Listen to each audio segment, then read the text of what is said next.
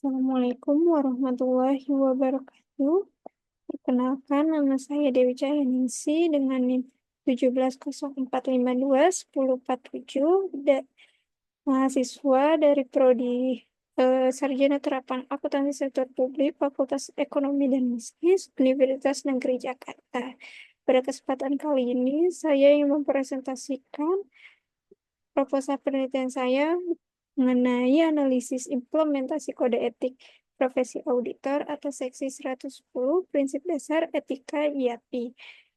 Dalam penelitian ini, saya dibimbing oleh dosen pembimbing, yaitu yang pertama, Bapak Dr. Ayatullah Michael Musyafi, SE, AK, MAK, dan Ibu Tri Hasti Utaminingtyas, SE, MSA.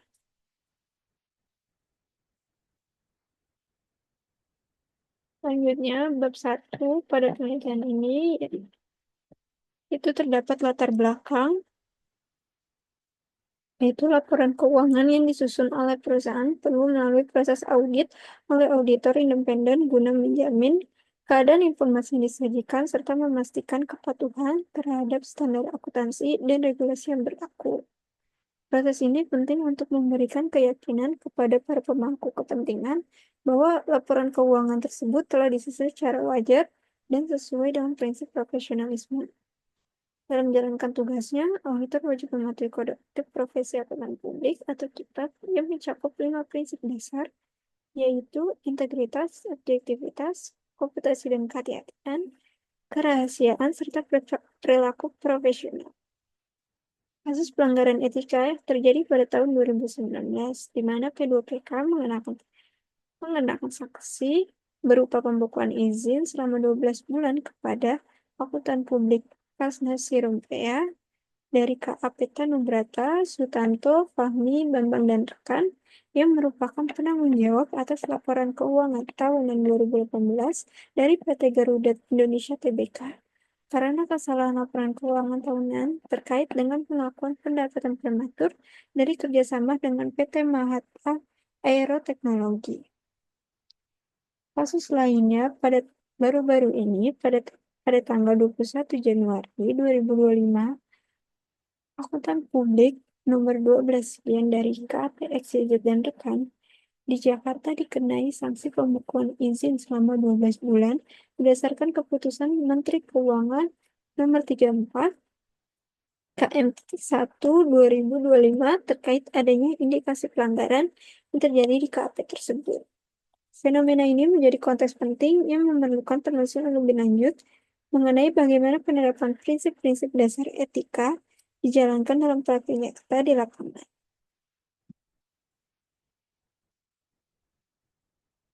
Selanjutnya, rumusan masalah dalam penelitian ini. Yang pertama, bagaimana penerapan prinsip etika seksi 110 oleh auditor di KPXYZ.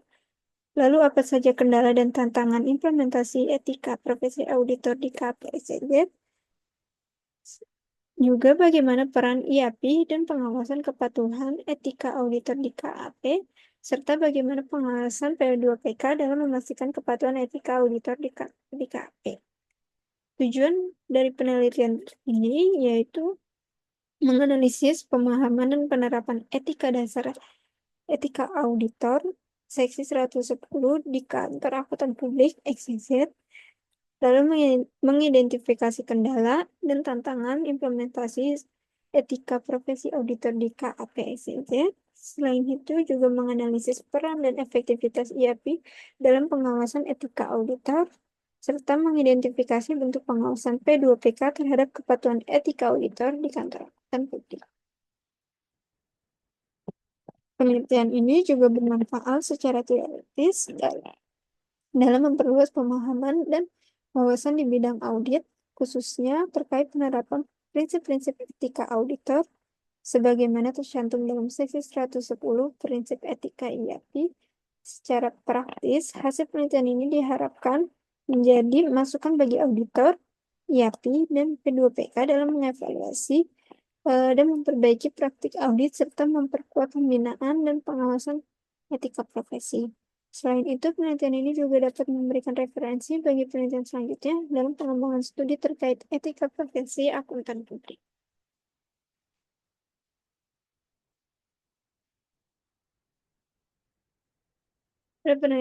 Pada penelitian ini, terdapat teori pendukung.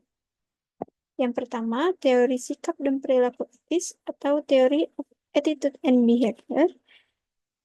Menurut Triadi 1971, perilaku seorang dipengaruhi oleh beberapa faktor, yaitu sikap, norma sosial, kebiasaan, dan keyakinan terhadap konsekuensi dari tindakan tersebut. Teori ini menjelaskan bagaimana faktor-faktor tersebut dapat membentuk perilaku etis auditor dalam mengambil keputusan. Selanjutnya, Kode Etik Profesi Akuntan Publik atau KIPAP seksi 110. Kode etik adalah pedoman perilaku profesional yang mengatur standar moral akuntan publik dalam menjalankan tugasnya. Kode Etik Profesi Akuntan Publik 2021 atau KIPAP yang mengadopsi standar ISBA menetapkan 5 prinsip dasar dalam seksi 110 yang wajib dipatuhi oleh setiap akuntan publik di Indonesia. Tujuannya yaitu untuk menjaga integritas dan kualitas audit, mencegah penyalahgunaan wewenang, dan juga membangun kepercayaan publik.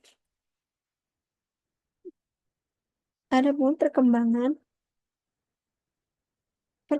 utama terkait dalam kode etik ini, yaitu yang dimulai pada tahun 2019 diadopsi dari Kode of Ethics ISBA atau International Ethics Standard Board of Accountant edisi 2016, namun belum mencantumkan aturan terkait pelanggaran etika hukum dan regulasi atau non-fair.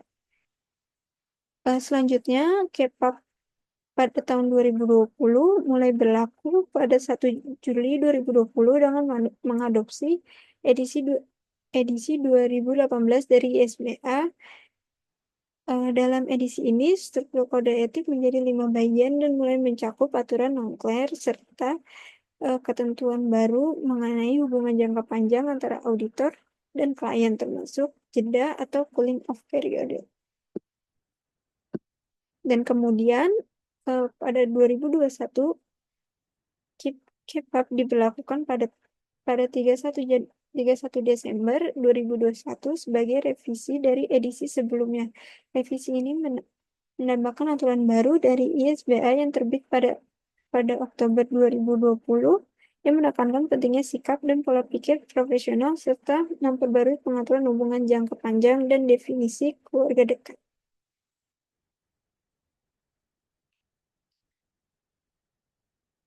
Kelima prinsip dasar etika IAPI, yaitu yang pertama adalah integritas. Auditor harus bersikap jujur, terbuka, dan berpegang pada prinsip moral meski ada tekanan. Lalu yang kedua yaitu objektivitas. Auditor harus menghindari bias, benturan kepentingan, dan pengaruh eksternal. Yang ketiga, kompetensi dan kehati-hatian, yaitu auditor harus menjaga pengetahuannya, bertanggung jawab, dan terus belajar. Dan keempat, yaitu prinsip kerahasiaan, yaitu menjaga informasi klien, tidak menyalahgunakannya untuk kepentingan pribadi atau pihak lain. Dan yang terakhir, yaitu prinsip perilaku profesional, yaitu auditor harus taat dengan hukum dan aturan yang berlaku, dan utamakan kepentingan publik serta hindari tindakan yang merusak citra profesi.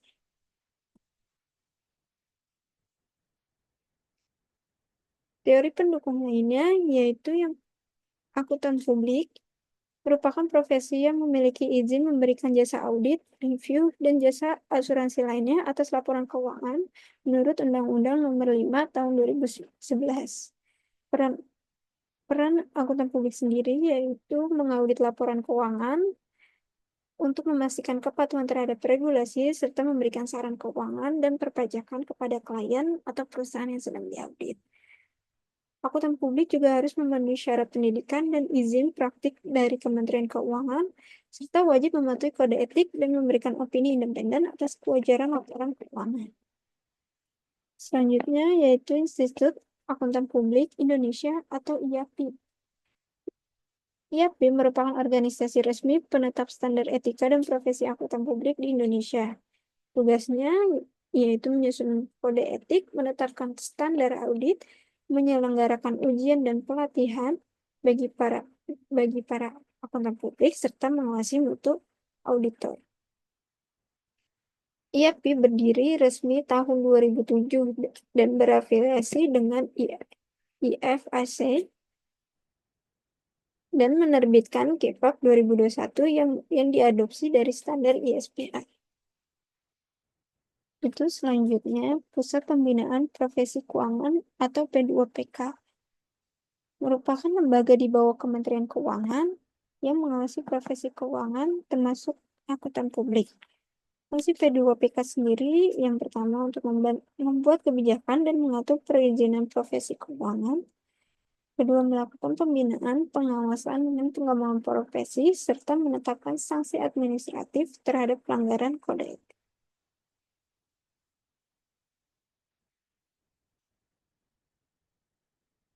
Penelitian terdahulu yang terdapat dalam penelitian ini, yang pertama, eh, penelitian yang dilakukan oleh Wulandari pada tahun 2022 dengan metode kuantitatif dan fokus utama hanya menerapkan 4 prinsip etika. Dengan hasil hanya objektivitas dan perilaku profesional yang berpengaruh signifikan terhadap kualitas audit. Yang kedua, penelitian oleh Basri 2023 dengan metode kualitatif yang mengkaji tentang kode etik seksi 340, yaitu etika terkait hadiah dan keramahan, diterapkan dengan baik dan melindungi kualitas audit. Yang ketiga, penelitian oleh Yuwono pada tahun 2024 dengan metode kuantitatif dan hanya berfokus pada prinsip integritas, objektivitas, dan independensi yang berpengaruh signifikan pada kualitas audit. Yang keempat, penelitian oleh Chinya Munjiko pada tahun 2022 dengan metode campuran yang menganalisis tentang skandal audit dipengaruhi oleh kurangnya profesionalisme dan latar belakang sosial. Dan terakhir, penelitian oleh Karen pada tahun 2022 dengan metode penelitian deskriptif mengenai pelanggaran kode etik, yaitu prinsip integritas, kompetensi, dan profesional, dan juga standar audit yang ditemukan dalam audit PT Garuda. Dalam penelitian ini terdapat research gap yang ditemukan, yaitu penelitian ini mengisi celah dari studi sebelumnya seperti yang dilakukan oleh Wulandari pada tahun 2022 dan Karen di tahun 2022 yang hanya membahas bagian prinsip etika tanpa menyinggung prinsip kerahasiaan dan kehati-hatian. Selain itu, mayoritas menggunakan pendekatan kuantitatif dan belum melibatkan perspektif dari IAPI maupun P2PK. Penelitian ini menawarkan pendekatan studi kasus yang lebih mendalam dengan melibatkan auditor, IAPI, dan P2PK untuk mengkaji secara menyeluruh penerapan 5 prinsip etika dalam seksi 110 Kode Etik IAPI, khususnya pada kasus pelanggaran yang terjadi di kantor akuntan publik SCZ.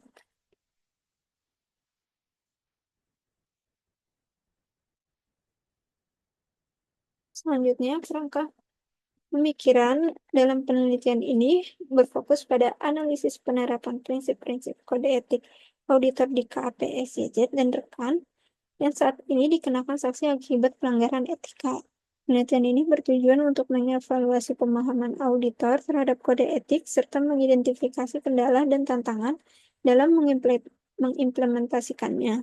Dengan pendekatan studi kasus, penelitian ini akan mengeksplorasi faktor internal seperti nilai-nilai pribadi dan motivasi auditor, serta faktor eksternal termasuk peran dari organisasi profesi atau IAPI, dan lembaga pengawas dari P2PK dalam memastikan kepatuhan terhadap kode etik. Diharapkan kerangka pemikiran ini dapat memberikan wawasan mendalam mengenai dinamika penerapan etika dalam praktik audit dan menekankan pentingnya sinergi antara pemahaman individu dan dukungan institusi untuk memastikan penerapan etika yang konsisten.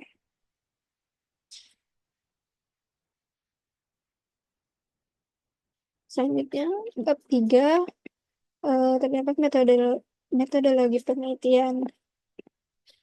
Yang pertama, tempat dan waktu penelitian. Penelitian ini peneliti memilih tempat penelitian di KPXYZ dan rekan di Jakarta karena fokus utamanya terlibat kasus pelanggaran kode etik auditor dan mengakibatkan pembekuan izin.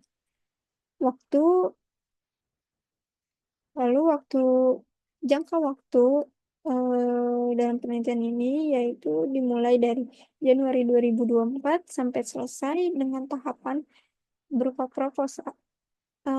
pembuatan proposal, lalu pengumpulan data dan analisis data, dan diakhiri dengan penyusunan laporan. Jenis penelitian ini menggunakan metode kualitatif dengan pendekatan studi kasus pada KAP, SCZ, dan rekan.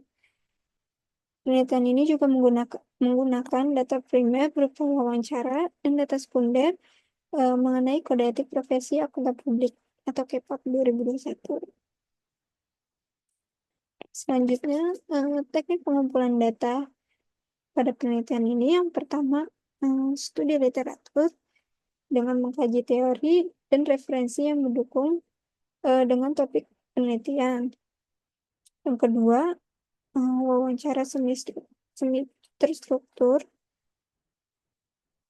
tanya jawab fleksibel dengan informan utama, yaitu auditor dari KPXYZ dan rekan, lalu anggota IAPI, dan juga dari P2PK.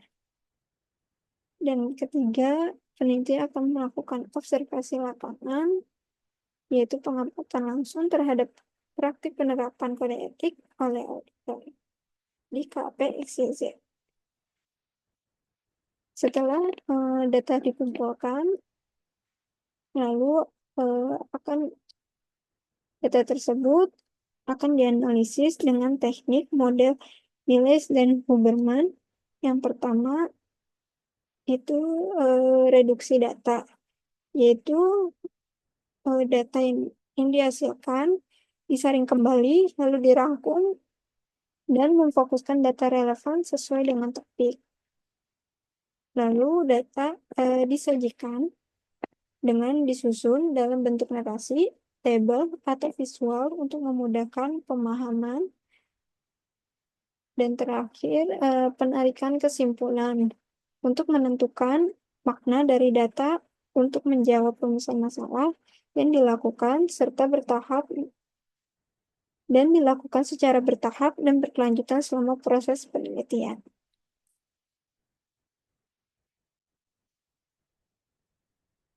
Baik, sekian presentasi saya mengenai proposal penelitian saya. Kurang lebihnya mohon maaf jika ada kesalahan kata dan ucapan. Terima kasih. Wassalamualaikum warahmatullahi wabarakatuh.